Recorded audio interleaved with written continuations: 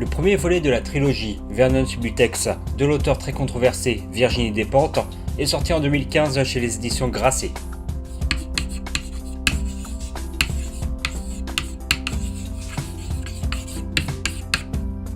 Vernon Subutex, un ancien disquaire célèbre des années 80 ayant fermé boutique suite à la crise du disque, survit depuis plusieurs années grâce aux aides sociales et de l'aide financière d'un ami chanteur réputé dans un groupe de rock. Sa radiation du RSA et le décès de cet ami auront pour conséquence l'expulsion de Subutex qui, sans source de revenus, ne peut plus payer son loyer.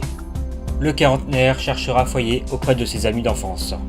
La nostalgie de leur jeune temps, de cette époque où chacun d'entre eux était habité par un sentiment de rébellion, ressurgira, valorisant le triste constat d'une génération perdue.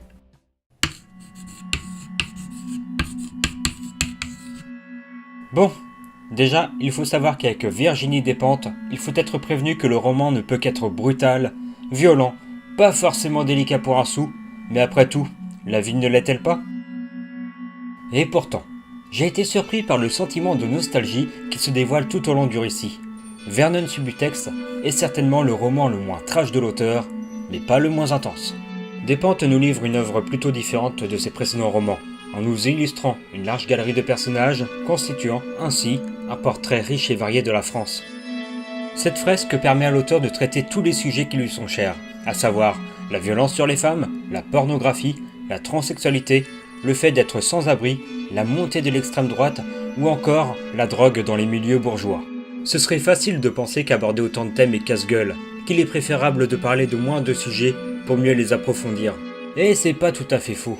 Certains sujets tels que la pornographie, sujet auquel Despentes est fortement attaché, sont maladroits par une mise en scène un peu forcée.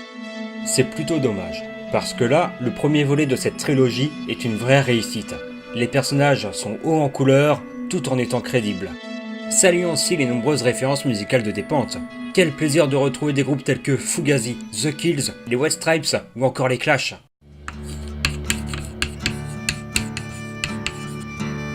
Virginie Despentes est une femme qui n'a absolument pas le parcours d'un auteur traditionnel.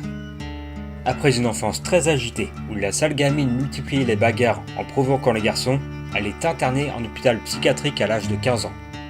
Le cauchemar n'en finit pas pour l'adolescente, puisqu'elle subira un viol à 17 ans en faisant du stop, ce qu'elle raconte dans son essai King Kong Theory.